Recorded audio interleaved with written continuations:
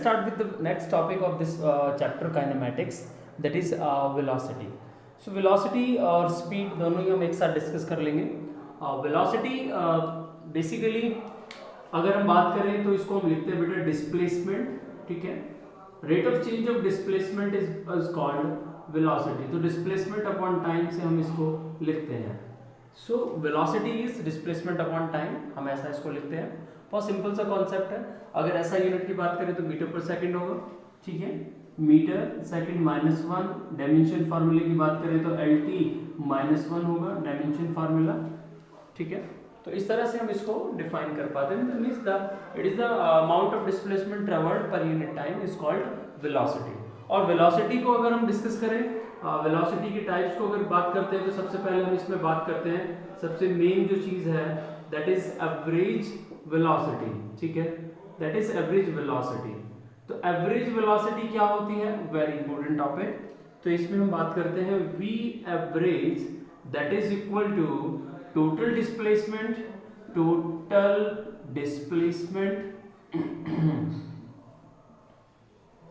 Divide by total time. तो इस तरह से हम एवरेज वेलोसिटी को यहां पर लिखते हैं. ठीक है, total displacement over total time. तो टोटल डिस्प्लेसमेंट को बेटा हम कैसे लिख सकते हैं, डेल आर किसी भी केस में अगर हम माने डेल आर, और डिवाइडेड बाय टोटल टाइम हम माने टी है या व्हाटएवर इट इज. इसको हम ऐसे लिख सकते हैं R2 - R1, जैसे पीछे हमने वेक्टर फॉर्म से निकाला था, उससे अगर हम इसको रिलेट करें so this can be written as R2 - R1 divide by t. ठीक है, तो V एवरेज हम ऐसे निकाल सकते हैं. और V एवरेज को थोड़ा सा और हम समझते हैं. एवरेज वेलोसिटी हमने बता दिया आपको. एवरेज स्पीड अगर निकालेंगे तो total distance over total time होगा. ठीक है, इसी में हम बात कर लेते हैं आपके पास average speed. Average speed basically अगर हम बात करें तो यहाँ पर total distance divided by total time होगा. ये वेक्टर क्वांटिटी है, this is vector quantity and this is scalar quantity. ठीक है, ये आपके पास स्केलर क्वांटिटी है.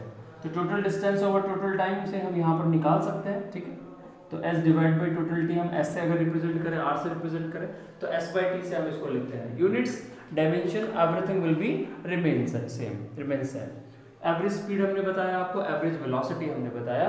Now let us consider few numericals related to this concept.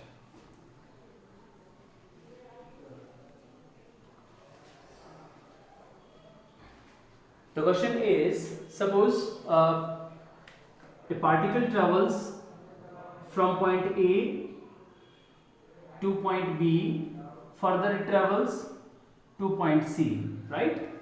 A to B it has velocity v1 and take time t. B to C it has velocity v2, it took time t2. Now calculate the average velocity. यहाँ से यहाँ तक v1 velocity है, यहाँ से यहाँ तक इसकी v2 velocity है. Now calculate the average velocity in this case. तो सबसे पहले देखिएगा, इससे रिलेटेड इसका जो डिस्टेंस है वो कितना हो जाएगा, v1 multiply by t1. Direct हम इसको ऐसा ले सकते हैं v1 t1. इसका डिस्टेंस कितना होगा, वेलोसिटी मल्टीप्लाई बाय डिस्प्लेसमेंट कितना होगा, v2 multiply by time t2. ठीक है, स्ट्रेट लाइन है तो डिस्टेंस और डिस्प्लेसमेंट की न्यूमेरिकल वैल्यूज में कोई फर्क नहीं आएगा. जब हम रिटर्न जर्नी की बात करेंगे तो डिस्प्लेसमेंट और डिस्टेंस में डिफरेंस आएगा, अदरवाइज मीनवाइल कोई फर्क नहीं है. तो v1 t1 v2 t2 ने फार्मूला आप अप्लाई कर सकते हो. v एवरेज की अगर हम बात करें तो total distance that is v1, हम ऐसे लिख सकते हैं इसको s1 plus s2 divided by t1 total time t that is t1 plus t2. इसको हम ऐसे लिख सकते हैं v1 t1 plus v2 t2 divide by t1 plus t2. This is how we can write it as. ठीक है, दूसरा इसी केस में केस नंबर 1 ये हो गया हमारे पास. केस नंबर 2 हमारे पास हो गया. दूसरे तरीके से हम इसको समझें कि if we are not having V और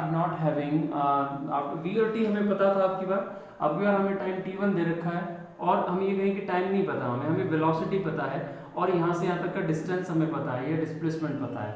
यहाँ से यहाँ तक का डिस्टेंस है, डिस्प्लेसमेंट पता है और वेलोसिटी v2 पता है. कहता है एवरेज निकालो. तो बेटे यहाँ से टाइम कितना आएगा, टाइम t1 हमारे पास होगा s1 ओवर में v1, ये टाइम t1 होगा. इधर से हमारे पास टाइम t2 कितना होगा, s2 ओवर v2, ये हमारे पास टाइम आ जाएगा. तो total displacement over total time हम निकाल सकते हैं, v average is equal to s1 plus s2 divide by t1 plus t2। s1 हमारे पास है, s1 प्लस s2 हम लिख सकते हैं and divided by t1 plus t2 अगर हम लिखेंगे तो s1 by v1 plus s2 by v2। So this is how we can solve this type of numericals. If it is ये आगे आपको क्लियर हो गया, समझ में आ गया होगा। उसके बाद अगर हम बात करें इसमें, yes let us consider few questions related to average velocity and average speed. So question is on the screen, a bird flies due north with velocity, ठीक है, नॉर्थ डायरेक्शन में जो वेलोसिटी गिवन है वो 20 मीटर पर सेकंड है और time given है 15 second. उसके बाद रेस्ट फॉर 5 सेकंड, 5 मिनट वो रेस्ट करती है, ठीक है। उसके बाद then flies due south with 24 metre per second, तो साउथ की तरफ 24 मीटर पर सेकंड से चलती है for 10 seconds. Now find average speed and average velocity. तो एवरेज स्पीड और एवरेज वेलोसिटी हमें इस केस में कैलकुलेट करना है, विच इज वेरी सिंपल।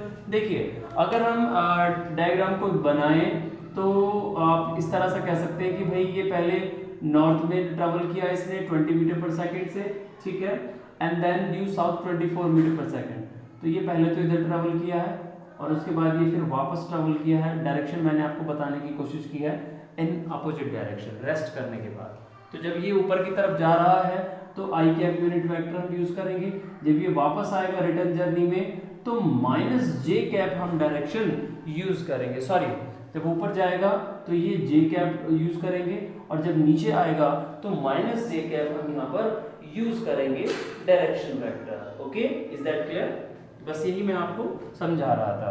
तो पॉइंट ए, और अगर हम पॉइंट कुछ भी कह लीजिए, मतलब अगर ये इनिशियल पॉइंट है हमारा ओ से ए से बी के बीच में, अगर हम यहाँ पर डिस्टेंस और डिस्प्लेसमेंट कैलकुलेट करें या फिर डायरेक्ट एवरेज स्पीड और एवरेज वेलोसिटी कैलकुलेट करें तो it would not be a big problem for us to calculate. तो देखिएगा सबसे पहले हम एवरेज स्पीड की बात करते हैं। तो एवरेज स्पीड बहुत इजीली निकाल सकते हैं, कोई प्रॉब्लम नहीं है, क्योंकि हमें डिस्टेंस निकालना है। टोटल डिस्टेंस, क्या फॉर्मूला बताया आपको? Total distance divided by total time. तो देखिएगा टोटल डिस्टेंस हम कैसे कैलकुलेट करेंगे बेटा, बहुत इजी क्वेश्चन है। टोटल डिस्टेंस निकालेंगे हम, पहले स्पीड कितना है, v1 वेलोसिटी 1 दे रखा है, उसका टाइम हमें t1 दे रखा है, प्लस v2 वेलोसिटी दे रखा है, उसका टाइम t2 गिवन है, plus v3 velocity time t3 given है and divided by time t1 plus t2 plus t3। Basically हमने इसमें एक टर्म एक्स्ट्रा ली है और ये वो टर्म है जो रेस्ट को रिप्रेजेंट करती है। मत लीजिए, कोई प्रॉब्लम नहीं है, 2 टर्म से आप सॉल्व कर दीजिए, बिकॉज वो बीच में तो रेस्ट में ही है, तो उसके लिए हम कोई कंसिडर ना करें तो भी चलेगा। तो ये आपके पास आया 20 मल्टीप्लाई बाई t1 15 प्लस ये रेस्ट पर है कितने टाइम के लिए, 5 सेकंड के लिए, plus v3 is 24 multiply by 10 second and divided by total time तो लेना पड़ेगा, इसलिए हमने थर्ड टर्म भी इंक्लूड किया था यहाँ पर। टोटल टाइम आपके पास बनेगा 15 प्लस 0 प्लस 5 प्लस 10, राइट। तो ये सॉल्व करेंगे आप बेटा, आपके पास आएगा 300 प्लस 240 डिवाइडेड बाय आपके पास बनेगा 30। तो 540 डिवाइडेड बाय 30, तो ये आपके पास बना 18 metre per second is your answer for average speed. Now average velocity की अगर हम बात करें,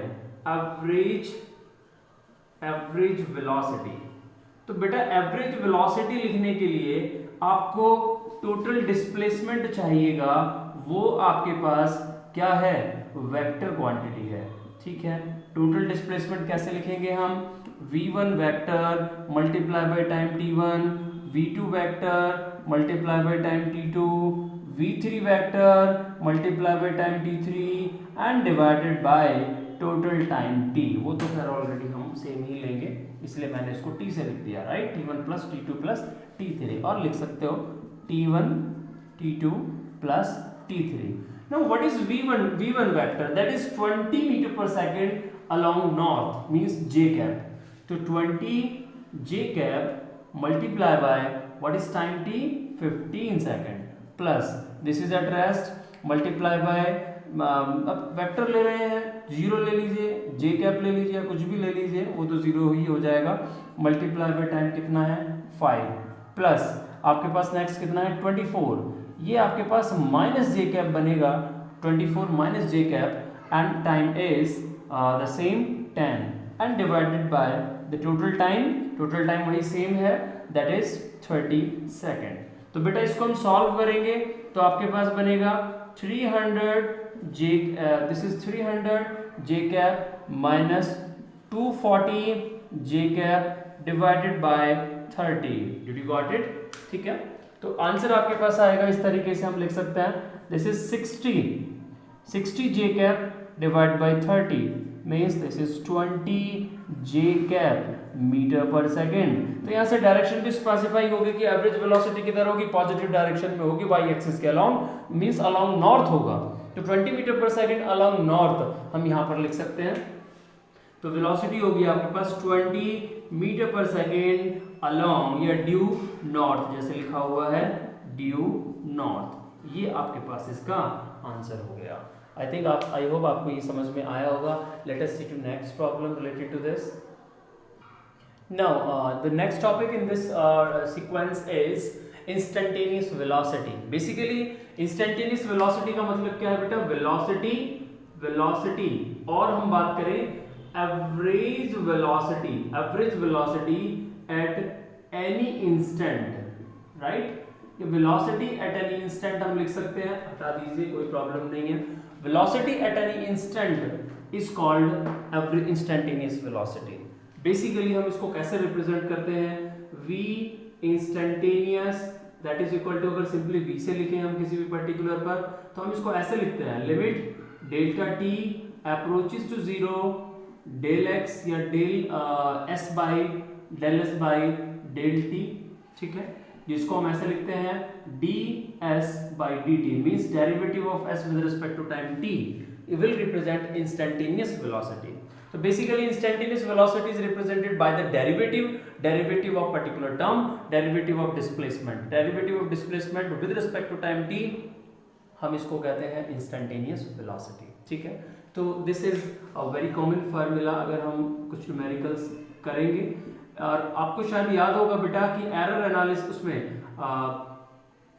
इंटीग्रेशन जब हमने बेसिक मैथमेटिक्स कराया था, डिफरेंशिएशन सॉरी, तो डिफरेंशिएशन में हमने v ds by dt हमने यूज किया था, right?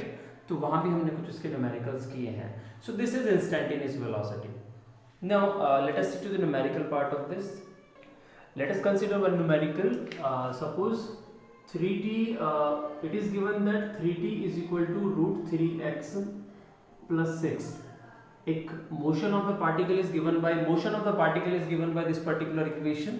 The question is find displacement x, find displacement x when velocity is zero,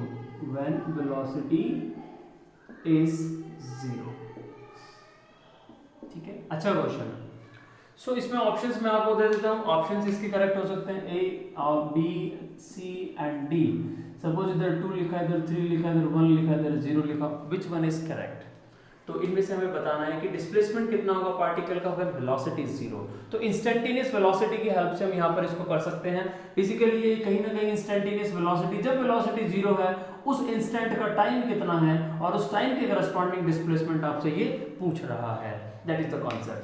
तो यहाँ से बेसिकली हम क्या करें बेटा, रूट 3x आप एक तरफ ले जाइए तो ये बनेगा 3t माइनस 6, ठीक है, 3t minus 6, squaring both sides, SDS अगर हम इसको हम करें तो ये बनेगा 6x that is equal to, इसका होल स्क्वायर करेंगे तो 3t square plus 6 square minus 2 multiply by 3t multiply by 6 2ab, a square plus b square minus 2ab, 6x is equal to, sorry ये 6 नहीं होगा, ये 3 ही होगा, अंडर रूट से बाहर आएगा, तो ये आ गया आपके पास 9t square plus 36 minus 36 36 36t, right? तो x हमने यहाँ से निकाल लिया, this is 3t square plus 12 minus 12t, this is your x, okay, you got x.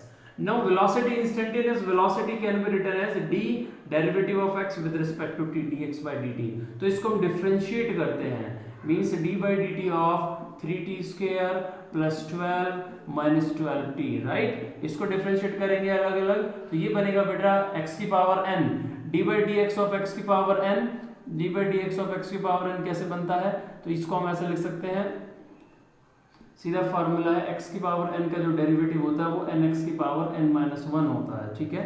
तो 3 to the 6 ये बना 6, 3 to the 6 t, t की पावर 2, t की पावर 1 हो गया 6t, 3t स्क्वायर का डिफरेंशिएशन 6t प्लस कांस्टेंट का differentiation 0 minus 12t का differentiation 12 means 6t minus 12 is your velocity. The question is when velocity is 0 means if v is 0, if v is 0 implies 6t minus 12 is 0, t is equal to 12 by 6 means 2 second. So this is the instant at which displacement is to be calculated. तो displacement क्या होगी time t is equal to 2 second में, इस x को at t is equal to 2 second आपसे पूछा गया है. तो x कितना होगा बेटा, x आपके पास होगा 3 multiply by 2 square plus 12 multiply by 2, ये आपके पास आंसर आएगा 0. It means option D is correct. So that is the basic question related to this particular concept. The question is, next question is the coordinates of a moving particle at a time t are given by x is equal to ct square और y is equal to bt square. Means particle is moving in a plane और उसका जो x और y coordinate है, that x coordinate is given by ct square and that y coordinate is given by bt square. Means at every instant the coordinate is changing, क्योंकि time t का function है, time जैसे जैसे change हो रहा है coordinate particle का change होता जा रहा है, मींस पोजीशन पार्टिकल की कंटिन्यूअसली चेंज होती जा रही है. तो the question is calculate the speed, the question is calculate the speed of the particle. तो स्पीड ऑफ द पार्टिकल कैसे निकालें. एक चीज और देख ले बेटा, ये x एक्सिस के अलोंग है, ये y एक्सिस के अलोंग है, ठीक है. तो हम सबसे पहले वेलोसिटी x एक्सिस के अलोंग कैलकुलेट कर लेते हैं और वेलोसिटी y एक्सिस के अलोंग कैलकुलेट कर लेते हैं. तो वेलोसिटी कैसे निकाल सकते हैं बेटा हम, vx is equal to dx by dt करें हम यहाँ पर, तो d by dt of ct square, right. तो ये आपके पास बनेगा vx आपके पास होगा 2 टाइम्स ct, ये डिफरेंशिएशन हो गया सिंपल c कांस्टेंट है बाहर आ गया, t स्क्वायर का क्या हो गया 2t, ऐसे लिख सकते हैं अगर समझ में नहीं आ रहा है. तो c मल्टीप्लाई बाई 2t, उसको हमने लिखा 2ct, that is vx. Similarly y को हम यहां से करेंगे vy is equal to dy by dt. तो ये dy बाय dt आपके पास जो बनेगा सेम उसी तरीके से बनेगा 2bt, राइट. तो रिजल्टेंट वेलोसिटी या स्पीड से बोला हुआ है वो आपके पास होगा, कैसे निकालेंगे, vx square plus vy square, ठीक है. मैग्नीट्यूड की हम बात कर रहे हैं, बेसिक ये अलोंग x एक्सिस हो, हम इसको i कैप लिख सकते हैं. वेक्टर फॉर्म से अगर इसको हम डिनोट करें तो इसको ऐसे लिखा जा सकता है, vx vector is equal to 2ct i cap, right, और vy vector is equal to 2bt j cap. तो हमें यहाँ से नेट जो वेक्टर बनेगा हमारा वेलोसिटी का बनेगा, वो बनेगा हमारे पास 2ct i cap plus 2bt j cap, velocity vector जो बनेगा. नो हम स्पीड की बात हो रही है, मींस मैग्नीट्यूड ऑफ वेक्टर की बात हो रही है, तो मैग्नीट्यूड हम ऐसे कैलकुलेट कर सकते हैं vx square plus vy square under the root of that.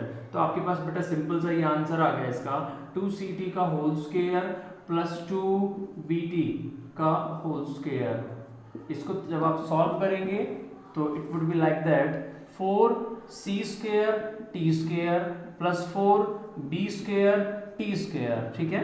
थोड़ा सा और सिंप्लीफाई कर देते हैं, 4t स्क्वायर तो बाहर आ जाएगा, 4t स्क्वायर कॉमन आ जाएगा, ये बन गया आपके पास c square plus b square and under the root of that.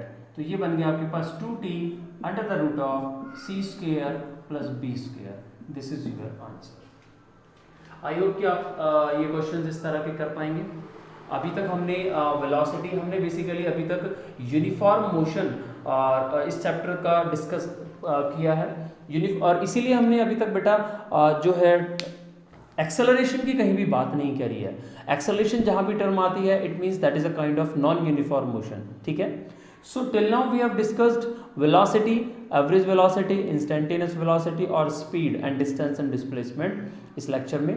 तो यहाँ तक आई होप आपको समझ आया होगा। इसके न्यूमेरिकल्स आपको वर्कशीट से मिलेंगे, आप उनको प्रैक्टिस करिएगा। Thank you very much.